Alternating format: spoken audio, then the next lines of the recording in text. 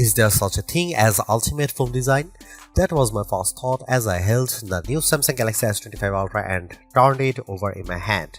Surely it's lost a bit of identity as it shed the last vestiges of Galaxy Note design and adopted the more familiar and blockier look of its Galaxy S breathing. The Galaxy S25 Ultra looks not only more like all other S25 phones in the lineup but more like an iPhone than ever before. I don't consider this mimicry. Instead, as I noted above, there may in fact an ultimate smartphone design, and for the Ultra line this shift was inevitable. A moment of sadness, though, for the once iconic Galaxy Note that owned the flagship designation in both looks and functionality.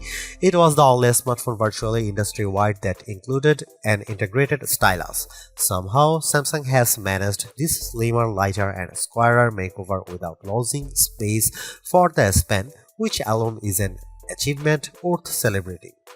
However, people are done talking about the new design, including a slightly larger screen than the S24 Ultra. They will likely become obsessed with the deeply integrated AI experience. With the S25 line, Samsung has effectively blurred the lines between Galaxy AI Bixby's system-level AI actions and Google's Gemini's generative AI capabilities. And Samsung isn't shy about presenting its partners' capabilities. They are accessible through a long press of the power button, and while the connections between Gemini, Google's apps, and Samsung's apps isn't always seamless and automatic, when it works, it's smooth and quite useful. There are promises in here of a deeper understanding of you by watching not just what you do on the phone but how Samsung connected wearables like Galaxy Rings, Galaxy Watch and SmartThings accessories gather data and understanding of your physical and smart home-based activities. Ultimately, that information is presented as part of now brief home screen widgets that give you, among other things, morning and evening briefs. That tracking might sound scary if Samsung hadn't worked closely with silicon partner Qualcomm to ensure that the Snapdragon 8 Gen 8 Elite for Galaxy has a silicon core that's devoted to your personal data engine, and if it weren't for Samsung's liberal use of its Knox security both of the phone and across its ecosystem of devices. In my time reviewing the S25 Ultra, I saw some personal insights in my briefs but not enough for them to be meaningful. I think this is the kind of feature that will bear fruit after weeks of using the phone and essentially training the AI to understand you. AI can be found sprinkled throughout the system, including in photography, which is a good thing since Samsung has done little to upgrade the physical camera array. Of the 5 cameras, only one got an upgrade, the ultra-wide, which is now a 50-megapixel camera.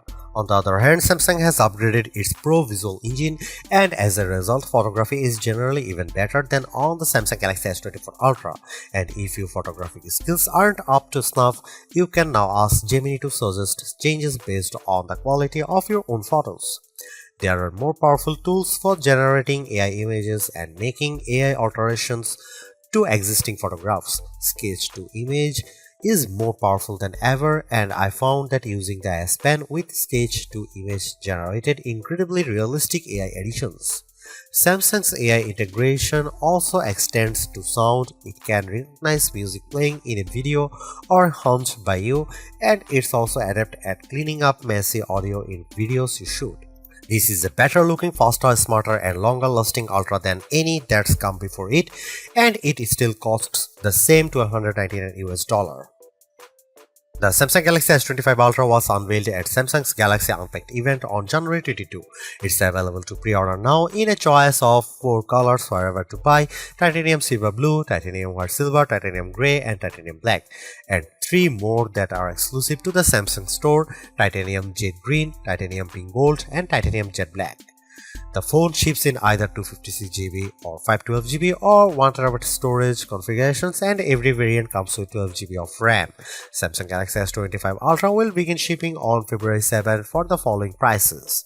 The 256GB variant is $1,299 US, 512GB price is $1,499 US, and 1TB is $1,659 US.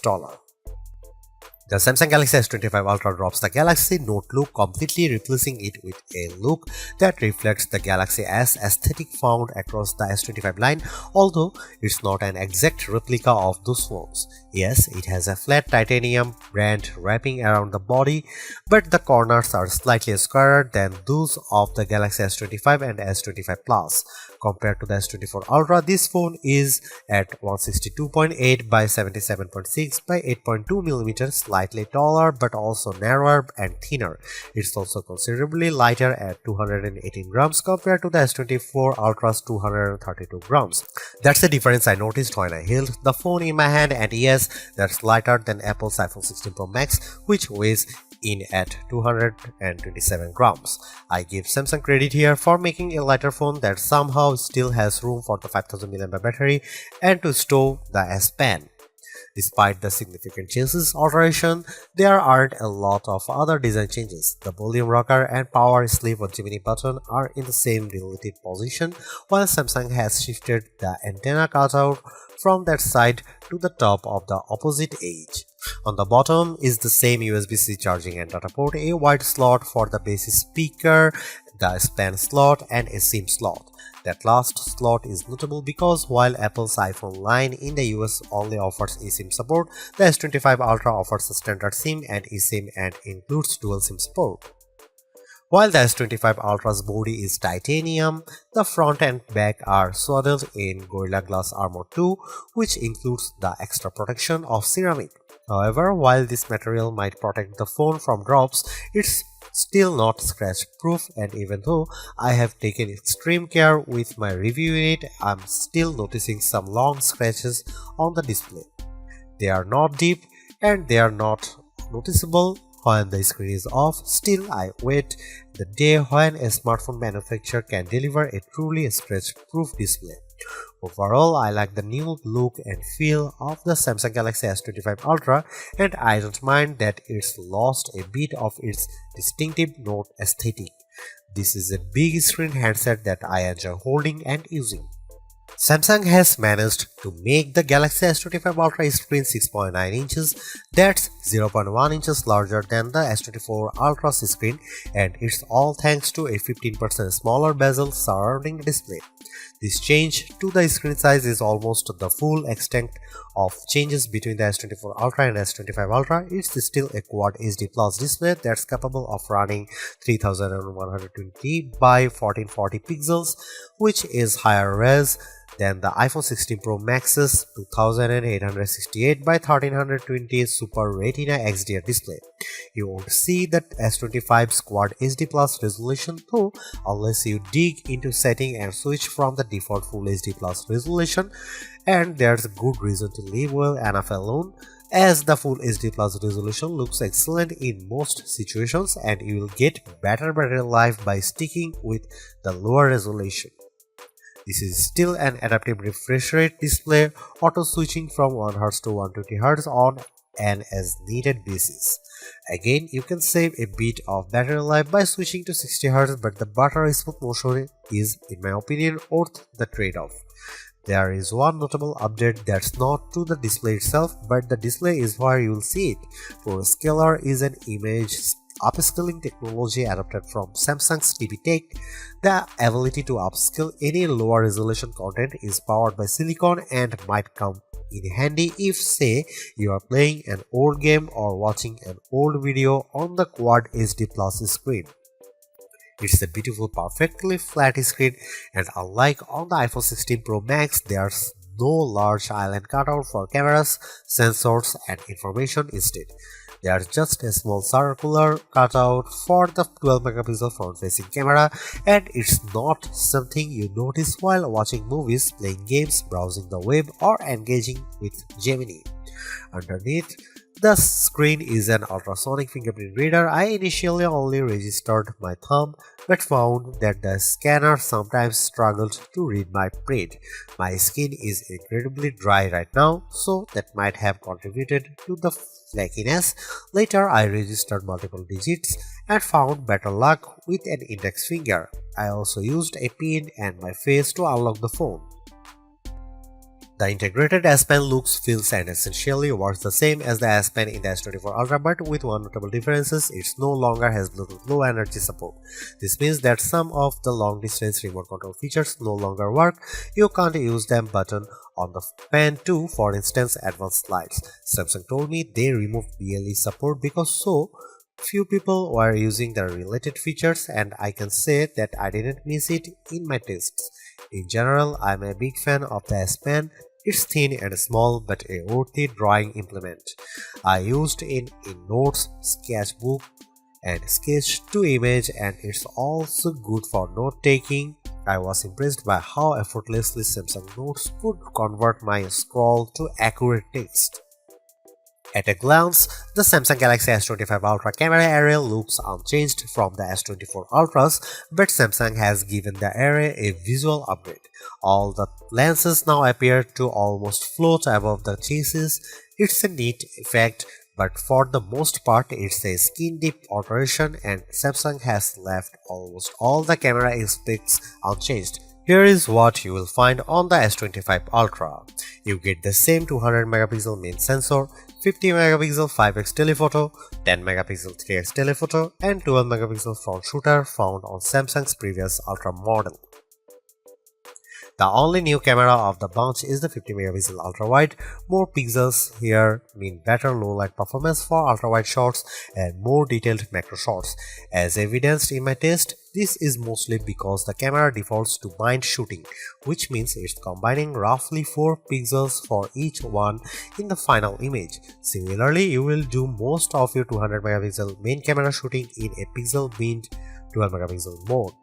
Here are some camera samples of Samsung Galaxy S25 Ultra.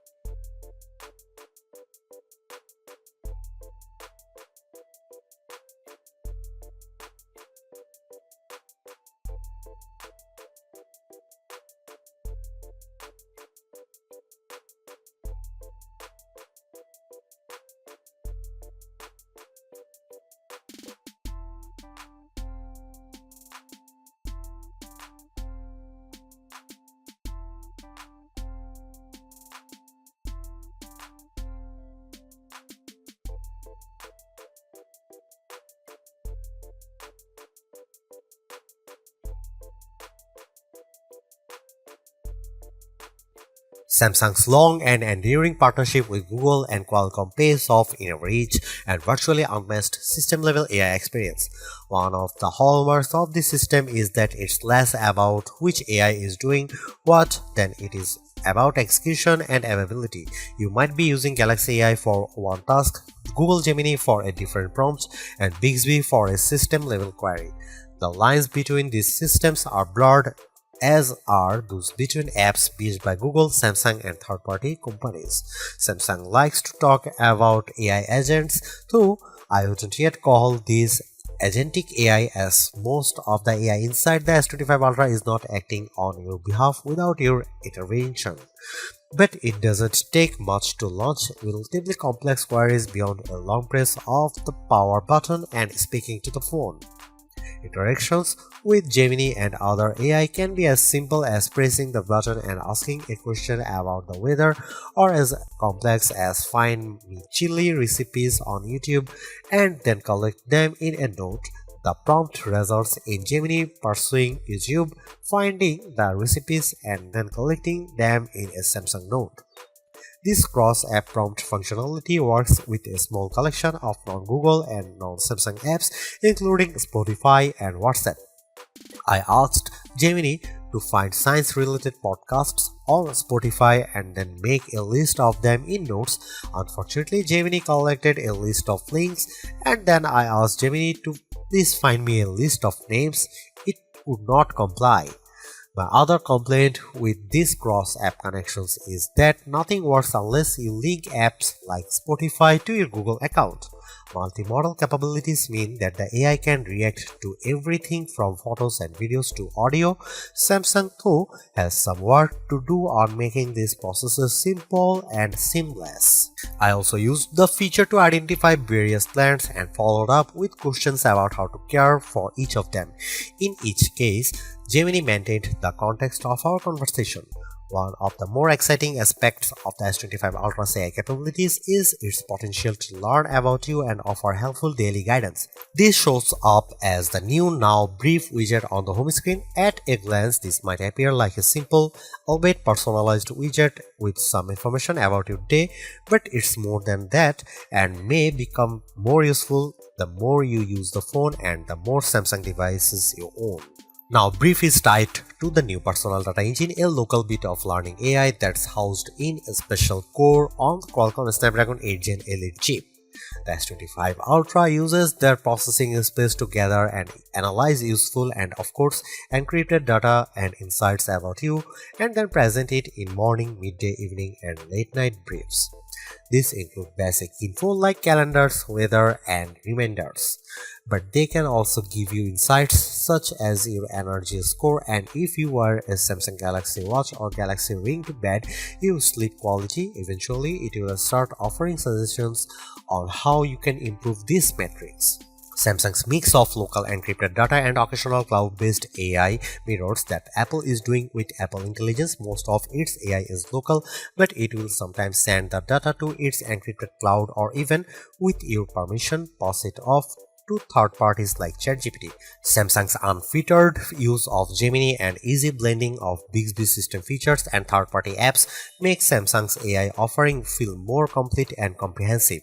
And while Apple is only comfortable letting people create cartoonish images to themselves and new Genmojis, Samsung is pushing the boundaries of AI image generation. Since the introduction of Galaxy AI last summer, I have been adding uncanny, lifelike AI elements to original photos using sketch to image, and the S25 series proves even more adept at fictional creations. I used sketch to image to add a white mouse to a series of images using the S Pen. I sketched a simple line drawing of a mouse, doing my best to accurately position it on each surface. Then I let Samsung Galaxy AI do its work. The results were jaw-dropping. The only way you'd be able to know that the white mouse had not coincidentally appeared in each photo is the AI-generated content watermark on each images. Drawing Assist lets me sketch anything poorly and generate watercolors, cartoons, pop art, 3D cartoons, oil paintings, and sketches based on it. I can also generate images from text and original photos. The sketch features do a nice job of turning photos into line drawing. The system can be a bit unpredictable, though. I entered the prompt a bird flying over the Empire State Building, and S25 Ultra's Image Assist refused to generate an image because the prompt might contain inappropriate content. More practically, Samsung's Galaxy AI was effective at helping me clean up images using generative edit. It was effective at removing a man who chose to step into frame just as I was trying to run some nightography test. AI has helped Samsung add its own Shazam feature. If I'm watching a video with a song in it, I can identify it by pressing the virtual home button and choosing the note icon. This worked every time when I tried it with YouTube and Instagram Reels, and it was also able to identify any song I tunefully hummed. A more useful audio feature in my opinion is the new audio eraser. This is very similar to Apple's audio mix tool. Both can identify, separate and remove background noises in videos. Samsung's version did an excellent job of removing all noise from a video I shot on busy street. Yes, if you remove all background noise, the final audio can sound a bit unnatural, but I'm still impressed. As a system, One UI 7 is cleaner and smarter than ever. Even Gallery has been given an AI upgrade, so it's better at returning useful photo results. I can now select the search icon and then speak my query with typically accurate results. I asked for photos of plants and the S25 Ultra instantly returned all my photos that include plants. I still prefer using Google Photos, which of course is preloaded on the system and can back up all your Galaxy S25 photos. If you let it do that, you'll find no better image search engine.